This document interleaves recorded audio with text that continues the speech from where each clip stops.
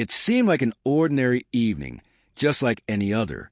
After a long day at work, there was that familiar feeling of exhaustion settling in. But sometimes, destruction doesn't come from betrayal alone. Sometimes it's the things left unsaid, the glances, the hesitant words, the emotions simmering under the surface, that spark the fire. A single name spoken too carefully can stir things that have long been buried beneath the surface of familiar love.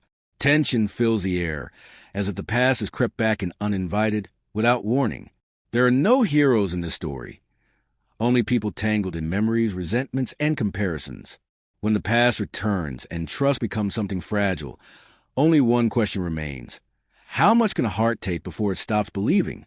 Hello, my friend. I'm glad you stopped by. If this is your first time, don't forget to subscribe and share this video with your friends and family. It really helps my channel. Also, let me know where you're watching from. I love reading your comments. Now, let's dive into the story. It all started on a Thursday evening. It was just another night until my wife, Catherine, said something that shook me to my core. "Mason, there's something I need to tell you," she said, her voice quiet, trembling with uncertainty. It was late. Far too late for a serious conversation, but the look in her eyes told me this wasn't just any chat. Something was coming, and I could feel the weight of it. I tried to mask the unease that had already begun to grow in me. "What's going on?" I asked, a hint of concern creeping into my voice. "You're making me nervous." She paused for a moment, taking a deep breath, then spoke again. Her words rushed. "It's about Julian," she said. A cold wave hit me as soon as I heard his name, Julian, her ex-husband. His name had haunted me for years, and I never thought I'd hear it in this context. I had met him once, many years ago. He was wealthy, successful, everything I wasn't. When they were married, he spoiled her with gifts. But there was always something unsettling about him. Something about the way he still had influence over her that never sat right with me. "What about Julian?" I asked, forcing my voice to stay calm. Catherine hesitated before her words tumbled out in a rush. "I saw him today, and then he called me afterward. He wants to see me again." My chest tightened, a storm of emotions rising inside me, but I fought to keep it together. "Why would you want to see him?" I asked, my voice sharper than I intended.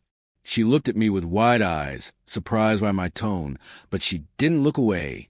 "I don't want anything from him, Mason," she said, her voice sincere. "I swear, but he's been reaching out a lot lately, and I just—" She trailed off, unsure of how to explain. "Why didn't you tell me sooner?" I interrupted, frustration seeping into my voice. "You know how I feel about him." "I know," she whispered, her voice cracking. "I didn't want to upset you. I thought it would just go away." "Did it go away?" I asked softly, a trace of vulnerability slipping through my words. "No," she admitted, shaking her head. "It didn't." I leaned back, trying to make sense of everything she had just said. My world felt like it had shifted, tilted out of balance. My mind raced, but I forced myself to appear calm. "So what now?" I asked, my voice barely audible. "I don't know," she replied, her eyes filled with uncertainty. "I'm not going back to him, but I can't shake the feeling that he won't leave me alone." I swallowed hard, trying to steady myself. "So, what do you want me to do?" Catherine bit her lip, staring at her hands. "I don't know, but I need you to trust me. I don't want anything to do with Julian. Please, you have to believe me." I wanted to believe her. I really did. But something inside me was nagging, a feeling that this wasn't just a simple conversation, that there was more to it, something I wasn't ready to confront. The days that followed only deepened my suspicions. Little things, small signs, added weight to the gnawing feeling in my gut. Then came the argument that, in hindsight, marked the turning point. After a long, exhausting day at work, I came home hoping for a quiet evening and a meal to relax with. Instead, I found Catherine sitting at the kitchen table, absorbed in her phone, takeout containers scattered across the counter. I couldn't hold it in any longer. "You know," I said, my voice tired, "I'd really appreciate it if you cooked dinner once in a while." Catherine didn't even look up. "Oh, honey, I'm sorry." "I've just been busy," she replied. "Busy?" I repeated, my frustration starting to show. "Busy doing what? Scrolling through Instagram? Watching reality TV? You've been home all day." My voice grew sharp as I felt the tension rise. Finally, she looked up, setting her phone aside. She didn't say anything, but I could see the tiredness in her eyes. It was as if she didn't know how to answer, or perhaps she didn't want to. "I have been researching new interior design ideas for the living room, though," I said, with a heavy dose of sarcasm, as if it were the most important task in the world. Clearly it was more pressing than, I don't know, making sure your husband had a decent meal after a long day at work. The air in the room grew heavier despite no physical change in temperature. Catherine sat up straighter in her chair, suddenly defensive. "You know, Mason, I work too. I work hard to keep this house running. I make sure you always have clean clothes and a comfortable home to come back to." I couldn't hold back a scoff. Running smoothly by ordering takeout every other night and leaving the dishes in the sink? Her eyes narrowed, her voice rising. "Don't be ridiculous. I do more than just sit around all day. I take care of you. I make sure you look good. I keep you happy." "Do you keep me happy?" I asked, my voice dripping with disbelief, a bitter laugh slipping out before I could stop it. Is this really what I have to face now? She never missed an opportunity to remind me of the money I brought home, as if I should be grateful for the little. She thought I was worthy of her. Her expression tightened. "You know, if you made what Julian does, I wouldn't have to worry about fixing dinner," she said coolly. I leaned back in my chair, folded my arms across my chest, fixing my gaze on her. "Oh, really?" I asked, the sarcasm dripping from my words. "Is that what this is about now? Julian again?" Catherine's face faltered for a brief moment, her shift almost imperceptible, before she regained her composure. "I didn't mean it like that," she said quickly. "Of course not." I shot back, my voice laced with disdain. "It's just a slip, like it always is. When we fight, Julian always manages to sneak in somehow, as if he's still here, like he never left." "Stop twisting my words, Mason," she snapped, her voice defensive. "You know that's not what I meant." I sat up straighter, my voice gaining heat as my frustration grew. "But that's exactly what it sounds like, isn't it? Every time we argue, you bring him up like he's the measure by which I fail as a husband." Catherine stood abruptly, her arms crossed. "I never said you were failing." "You don't need to." I fired back, the boiling frustration spilling over. "It's in every comment about what Julian used to do. Buy you expensive gifts, earning six figures, and now this? Telling me I'm not making enough to get a home-cooked meal? Do you even hear yourself?" She opened her mouth, but no words came out. For a brief moment, I saw something soften in her eyes, perhaps a hint of understanding about how hurtful her words had been, but it was gone as quickly as it came, replaced by her usual defensive stance. "You're overreacting," she said dismissively. "I was frustrated, that's all. You came home in a bad mood, and we ended up fighting about dinner." "Overreacting?" I almost laughed, though it was anything but amused. "I work all day, every day, so you can have everything you want. And when I come home, I expect a decent meal, not overpriced takeout. How is that unreasonable?" The silence that followed was suffocating, thick with all the words we'd left unsaid. The tension in the room grew with each passing second, leaving us both speechless. We said nothing more that evening. I didn't want to be angry, didn't want this constant distance between us, but it felt like we were trapped in an endless cycle. The rift in our marriage, once small and easy to ignore, was now impossible to overlook. Catherine retreated to the bedroom, slamming the door behind her. I sat there, staring at the empty counter. It wasn't just about dinner. It was about everything. The things we'd never said, the things we'd swept under the rug. A bitter aftertaste lingered in my mouth as I sat alone in the kitchen. What were we even fighting for anymore? The next morning, I woke to an empty bed. Catherine was gone.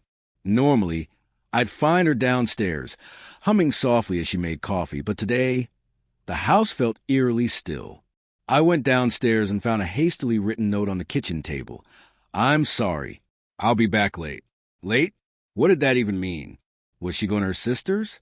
A cold knot of unease tightened in my stomach. The hours dragged on, every minute stretching longer than the last. My mind kept returning to the argument, the sharp words, the accusations that stung like open wounds. When I finally got home, the house was dark. Catherine still wasn't there. I called her, but it went straight to voicemail. Panic began to creep in. Where was she? Was she okay? Maybe she'd gone to her parents. But when I called them, they hadn't heard from her either. The hours crawled by, each one more unbearable than the last. I paced the living room, my mind spiraling with worst-case scenarios. Finally, around midnight, my phone rang. It was Catherine. A wave of relief washed over me, only to be replaced by frustration when I heard the tremor in her voice. "Mason," she whispered, her words barely audible. "I'm so sorry. I needed to get out, clear my head." I confronted her the moment she returned. "Where the hell were you?" My voice rose with frustration, every word heavy with the anger that had been building up inside me all day. I was worried sick. "I just needed some time alone," she muttered, barely meeting my eyes. "You didn't mean to?" I scoffed. "You left without saying anything, Catherine." The line fell silent for a moment before she spoke again, her tone defensive. "I'll be home soon." But I didn't answer. The silence stretched on until I finally hung up, my mind clouded with frustration and confusion. 30 minutes later, I heard the front door creak open. I turned, watching her walk in, not daring to meet my gaze. "I'm going to stay with my sister for a few days," she said, her voice cold and distant. "I just need space." I stood there frozen, unable to speak. She moved quickly, packing her things with mechanical precision, as though this was just another ordinary day. "When will you be back?" I managed to ask, my voice barely audible. "I don't know," she replied, zipping up her suitcase. "I need some time alone." Without another word, she grabbed her bag, walked toward the door, and left. The next few days were unbearable. The silence between us was suffocating. No calls, no texts, just a vast emptiness hanging in the air. I tried to drown out the unease by focusing on work, but it didn't help. The feeling that something was wrong gnawed at me constantly. On the third day, as I sat at my desk, my coworker Adam approached quietly, looking around as if making sure no one could overhear. He leaned in and spoke in a hushed voice. "Mason, I need to tell you something." His face was serious, and my heart started to race. "I saw Catherine the other night," he said, making my stomach twist in dread. "Where?" I asked, barely able to get the words out. "She was at a bar downtown with some guy," Adam explained. "They seemed pretty close, talking, laughing, and then they left together. They hugged before leaving." I was barely holding it together. "Who was he?" I managed to ask, my voice shaking. Adam described a man, and it didn't take long for me to figure it out. Julian, her ex-husband, the one she claimed she had no interest in anymore. But clearly, that wasn't the truth. The realization hit me like a blow to the chest. I couldn't just let this go. I needed answers. So I hired a private investigator. The next day, I got a call with the findings. Catherine had gone out to dinner with Julian. The connection between them was clear, more than just a friendship. After the meal, they went to his house, shared a kiss on the sidewalk, and went inside together. The investigator sent me photos, clear, undeniable proof. My world collapsed as I stared at the images. Catherine was cheating on me. With Julian, my mind couldn't comprehend it. The betrayal stung in a way I hadn't expected. I didn't waste time. By noon, I had divorce papers ready. I went straight to a lawyer, knowing I had to move quickly. That afternoon, I went to her sister's house, the photos clutched tightly in my hand. Her sister's confused expression didn't stop me. "Where is she?" I demanded. "What's going on, Mason?" she asked. Then Catherine walked into the room, her face unreadable. "What's wrong?" she asked. Without saying a word, I slammed the photos down on the table. "This," I said coldly, pointing at them. "This is what's going on." She froze, her face draining of color as she saw the photos. "Mason, She started, but I cut her off. So this is what you needed space for? Running back to your ex-husband? My voice was sharp. This is how you handle things? I didn't mean for this to happen, she whispered, her voice trembling. I was just confused. Confused? I repeated, incredulity in my voice. By going back to him? This is your solution. She tried to explain, her voice soft. I never wanted to hurt you. I'm sorry. I shook my head, exhaustion overtaking the anger. Sorry doesn't fix this, Catherine. You've been cheating on me with him. A heavy sigh escaped me as the anger melted away, replaced by a hollow weariness. I can't keep doing this, I said. I'm done. I've already filed for divorce. This is over. Her eyes filled with panic. Please don't leave me, Mason. I'm sorry. But I didn't say anything. Without another word, I turned and walked out. The divorce went through quickly. Catherine moved in with her sister, hoping to reconnect with Julian now that she was free. But it didn't go as she expected. Julian wasn't interested in getting back together. He only wanted something casual. Realizing she had lost everything, Catherine came back to me, tears in her eyes. I made a mistake, she said, her voice pleading. Please, Mason, can we start over? But I had already moved on. I've made peace with everything, Catherine. I told her, my voice firm. But I can't go back. I deserve better. With that, she left, taking the last remnants of our broken marriage with her. And I closed the door on that chapter of my life, ready to face whatever the future held.